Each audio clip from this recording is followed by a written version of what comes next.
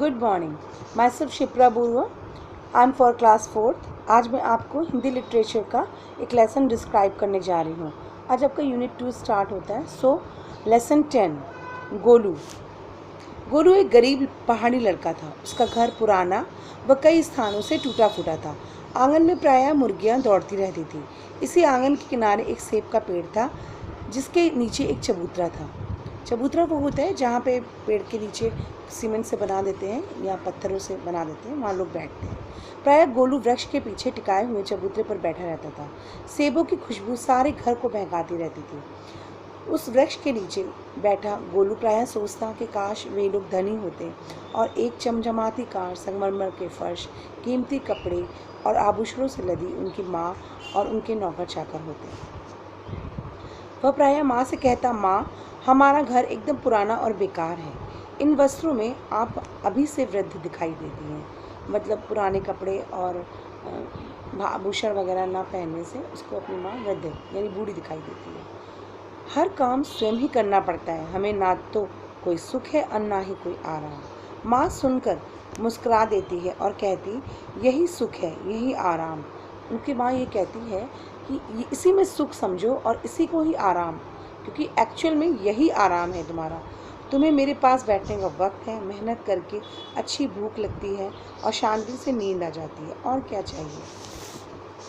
गोलू यह सुनकर झुंझला जाता और सोचता, माँ के विचार तो बड़े घिसे पिटे और पुराने हैं। एक दिन उसने माँ से शहर जाने की अनुमति मांगी। माँ ने पहले तो इनकार कर दिया, किंतु गोलू ने बहुत आग्रह किया। आग्रह मतलब बार बार रिक्वेस्ट की। आग्रह करने पर मन से ना चाहते हुए भी उन्होंने शहर जाने दिया। शहर पहुंचकर गोलू अपने एक मित्र के घर गया और उनके ठाट बाट देखकर बड़ा प्रसन्न हुआ। ठाट बाट मतलब होता है बहुत अच्छे से रहना, शान शौकत से रहना। मित्र ने उसे एक नौकरी दिलवा दी। उसका मालिक अहंकारी व्यक्ति था।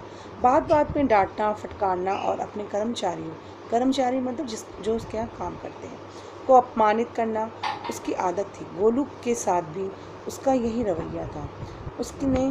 उसके इस व्यवहार से गोलू बहुधा बहुत खिन्न हो गया था। खिन्न मतलब बहुत रुष्ट, बहुत गुस्सा हो गया था। किंतु धनी बनने की लालसा में वह यह दुर्व्यवहार सहता रहा। दुर्व्यवहार मतलब बुरा व्यवहार। शहर में एक छोटा सा कमरा किराए पर लेकर वह रहने लगा। अपने वेतन के अधिकांश रुपए वह जमा करता।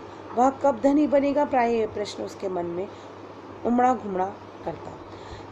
वो किस दिन इतने थोड़े थोड़े पैसे जमा करके किस दिन अमीर बनेगा, वो ये बात अपने मन में, अपने विचार में लाता। एक दिन उसने अपने एक साथी से पूछा, भाई, कोई ऐसा उपाय बताओ कि मैं शीघ्र ही धनवान बन जाऊं। उसके मित्र ने उसे किसी से कर्ज लेकर व्यापार प्रारंभ करने की सलाह दी। गोलू ने बड़ी कठिनाई से किसी से कुछ पैसा उधार लिया और एक दुकान खोली। दुकान कैसे खूब चले, अब उसे ये चिंता सताती। सभी ग्राहकों को लुभाने के लिए माल सस्ता करके बेचना शुरू किया।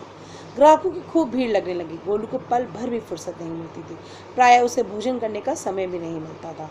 धीरे धीरे दुर्बल हो गया। दुर्बल मतलब वीक हो गया, कमज़ोर हो गया। रात को बिस्तर पर लेटते ही उसे कर्ज चुकाने की चिंता सताने लगी। उसकी नींद गायब हो जाती। वह सोचता कि उस व्यापार से तो वह नौकरी ही अच्छी थी, किंतु जब उसे अपने मालिक की याद आती, गालियाँ याद आती, तो उसे नौकरी से भी घबराहट होने लगती। कहाँ फंस गया। वह कभी कभी सोचता कि काश वह आराम से अपने गांव के घर में कुछ क्षण के लिए उस सेब के पेड़ के नीचे बैठता था। ये सोचकर उसे अब दुख होता है। कभी कभी खुद पर हंसी भी आती है। वह समझ गया कि दूर से जिस वस्तु में सुख दिखाई देता है, वास्तव में पास जाने पर सच्चाई का पता चलता है कि उसमें सुख मिलेगा या दुख। दूर से हर चीज़ अच्छी लगती है।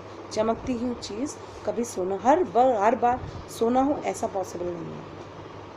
व्यक्ति भविष्य की आशा में वर्तमान को भुला देता है।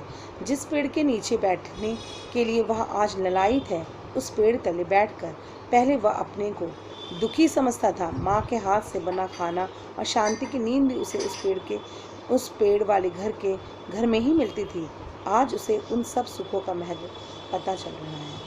इस कहानी का आशय ये है कि हमको दूर से हर चीज़ अच्छी लगती है या दूसरे का सुख बहुत अच्छा लगता है, लेकिन उसके पीछे क्या कारण है और कितना तकलीफ़ है वो हम नहीं जानते।